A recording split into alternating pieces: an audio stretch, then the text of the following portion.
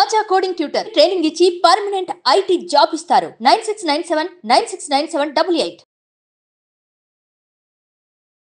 Hello Shravan గారు. Hello Nagaraj గారు. చాలా మంది అండి అంటే యూనివర్స్ కనెక్ట్ అవ్వాలి, నా మేనిఫెస్టేషన్ డెఫినెట్గా జరగాలి, అది కూడా మనం ఏదైనా మేనిఫెస్ట్ చేస్తుంటే గుండెలో ధైర్యం రావాలి, కానీ ఎక్కడ వీక్గా ఉన్నట్టు మాత్రం అనిపించకూడదు. అంటే ప్రతి ఒక్కరికి నేను ₹1 కోటి అనుకుంటే అవుతుందా, లేదనంటే నా ఆరోగ్యం బాగానే ఉంటుందా, లేదంటే నేను అప్పటి వరకు బాగానే ఉంటానా అనుకుని చిన్న వీక్నెస్ అనేది మైండ్లో వస్తుంది అనమాట. అవును, వీక్నెస్ని కూడా బలంగా మార్చుకొని మన మేనిఫెస్టేషన్ యూనివర్స్ కనెక్ట్ అవ్వాలి అని అంటే మనల్ని మనం ఏ విధంగా యూనివర్స్ కనెక్ట్ అయ్యేలాగా ప్రాక్టీస్ చేయాల్సినటువంటి అవసరం ఉంటుందంటారు. వండర్ఫుల్ క్వశ్చన్ నాగరాజ్ గారు. నాగరాజ్ గారు, మనం మేనిఫెస్టేషన్ గురించి మాట్లాడుకున్నప్పుడు ఫస్ట్ దేని గురించి మాట్లాడతాం? యూనివర్స్. థ్యాంక్ యూ యూనివర్స్ అని చెప్పుకుంటాం. అయితే యూనివర్స్ గురించి అందరికన్నా అద్భుతంగా తెలిసిన వ్యక్తులు ఎవరు? యూనివర్స్ గురించి చదివిన వాళ్ళు, అంటే కాస్మాలజిస్టులు, ఆస్ట్రానమీ చదివిన వాళ్ళు, ప్లానెట్స్ అసలు ఎలా జరుగుతున్నాయి అని చదివిన వాళ్ళు. అయితే అలా చదివిన ఒక వ్యక్తి గురించి చెప్తా. సో ఆయన మేనిఫెస్టేషన్ గురించి ఏం చెప్పారు? ఈయన పేరు కర్ల్ సాగన్. ఈయన American astronomer and planetary scientist అనమాట. ఈయన ఎంతో పరిశోధన, అసలు స్పేస్ గురించి, ప్లానెట్స్ గురించి, యూనివర్స్ గురించి అద్భుతమైన రీసెర్చ్ చేశారు. అయితే ఈయన ఇండియాకు వచ్చినప్పుడు చిదంబరం నటరాజస్వామి ఆలయాన్ని దర్శించారు. అక్కడ శివుడి నటరాజస్వామి ఎలా ఉంటారు అంటే 4 చేతులు కలిగి ఉంటారు అనమాట. 4 చేతుల్లో ఒక 2 చేతులు ఇలా ఉంటాయి, ఇంకొక 2 చేతులు ఇలా ఉంటాయి. అయితే రైట్ హ్యాండ్లో డమరుకం ఉంటుంది.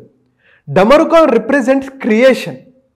లెఫ్ట్ హ్యాండ్లో ఒక ఫ్లేమ్ లాంటిది ఉంటుంది, which is representing destruction. Creation, destruction చేయగలిగిన వాడెవరో అంటే మహాశివుడు, మేనిఫెస్టేషన్ చేపించగలడు అని చెప్పేసి ఆయన చెప్పారనమాట.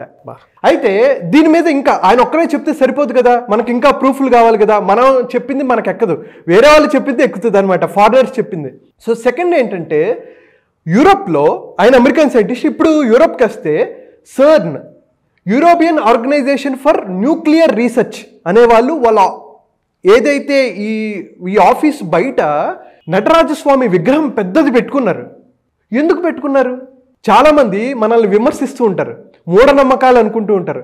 కానీ పెద్ద పెద్ద సైంటిస్టులు, యూనివర్స్ గురించి తెలిసిన వాళ్ళు, నాసాలో సైంటిస్టులు, లేకపోతే సర్న్ వాళ్ళు, యూరోపియన్ వాళ్ళు, వీళ్ళు ఎందుకు నటరాజస్వామి విగ్రహం మీద రీసెర్చ్ చేస్తున్నారు?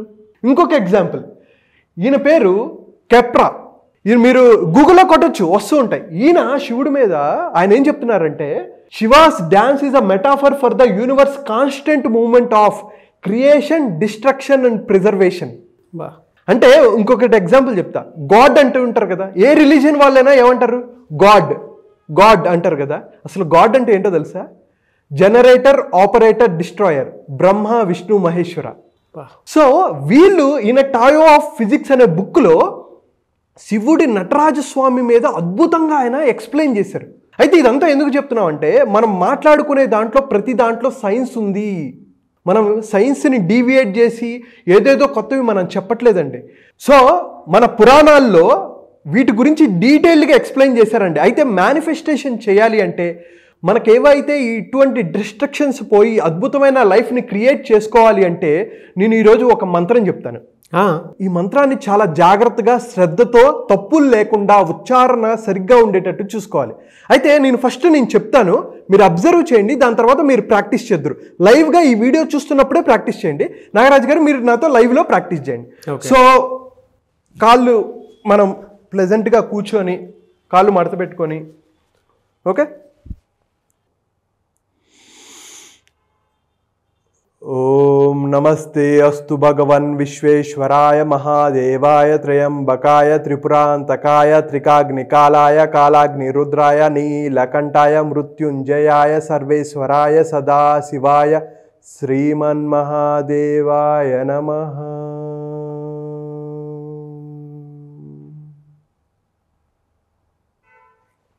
మీరు రోజు బ్రహ్మముహూర్తంలో ఈ రుద్రమంత్రాన్ని కనుక చదివితే 21 సార్లు, ఎన్నిసార్లు చదవాలి? 21 సార్లు కానీ, 108 సార్లు కానీ, 121 సార్లు కానీ, ఇంకా మీకు ఎన్నిసార్లు కుదిరితే అన్నిసార్లు మీరు చదవచ్చు.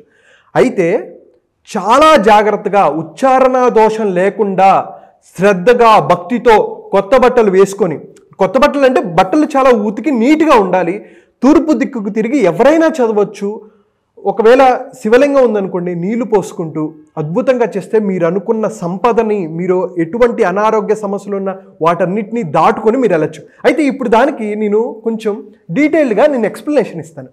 సో అర్థం తెలుసుకుంటేనే బాగుంటుంది కదా. సో ఫస్ట్ వన్ ఏంటంటే నమస్తే అస్తు భగవన్, దేవా నమస్కరిస్తున్నాను, సింపుల్. తర్వాత విశ్వేశ్వరుడు, విశ్వేశ్వరుడు అంటే లార్డ్ ఆఫ్ యూనివర్స్, విశ్వేశ్వరాయ. తర్వాత త్రయంబకాయ, త్రయంబకాయ అంటే 3 కన్నులు కలిగిన వాడా అంటాం. త్రిపురాంతకాయ, ఇది చాలా చాలా ఇంపార్టెంట్. మనకి 3 శరీరాలు ఉంటాయండి, స్థూల శరీరం, సూక్ష్మ శరీరం అండ్ ఆధ్యాత్మిక శరీరం. వీటిని కాపాడగలిగిన వాడు. తర్వాత త్రికాగ్ని కాలాయ, త్రికాగ్ని కాలాయ అంటే మనకి 3 కాలాలు ఉంటాయి, పాస్ట్, ప్రజెంట్, ఫ్యూచర్. ఈ 3 కాలాల్ని కంట్రోల్ చేయగలిగిన వాడు, దహించగలిగిన వాడు. తర్వాత చూసుకుంటే కాలాగ్ని రుద్రాయ, కాలం అగ్ని అంటే మనకు తెలిసిందే fire, fire of death, energy of death.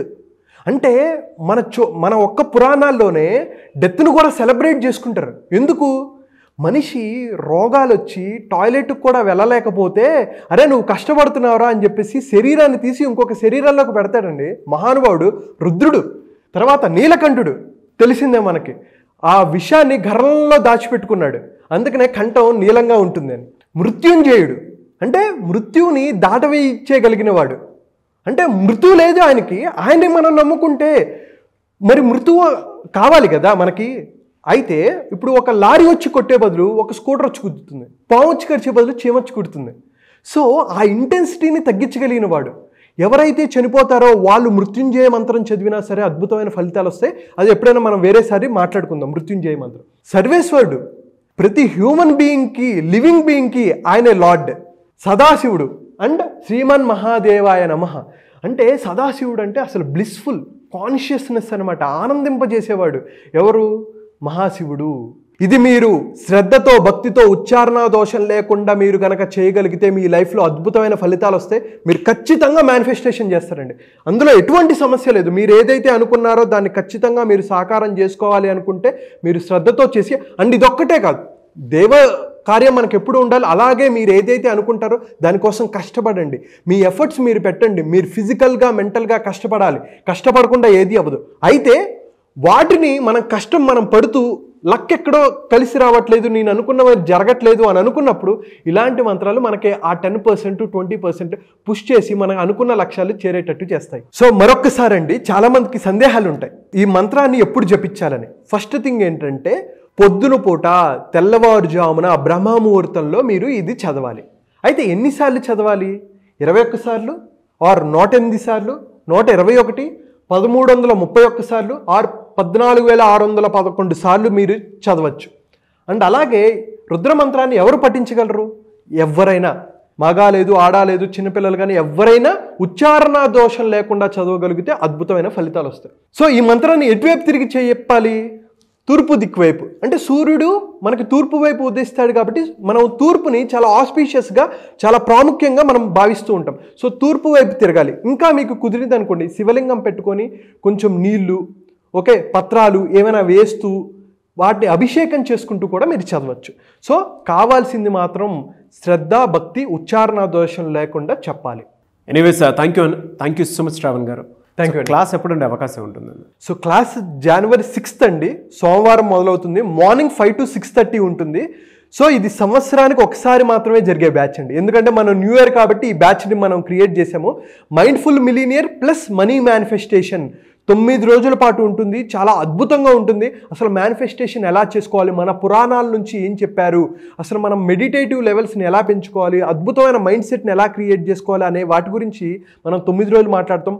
ఆరోగ్యాన్ని ఎలా బెటర్ చేసుకోవాలి, మన సంపాదన ఎలా పెంచుకోవాలి, సంపదను ఎలా సృష్టించుకోవాలి, రిలేషన్షిప్ని ఎలా బిల్డ్ చేసుకోవాలి, అండ్ ముఖ్యంగా మనం ఎప్పుడు మాట్లాడుకునేది ఒక అన్షేకబుల్గా ఒక అద్భుతమైన లైఫ్ని మనం ఎలా లీడ్ చేయాలి అనేది మనం మాట్లాడుకుంటామండి.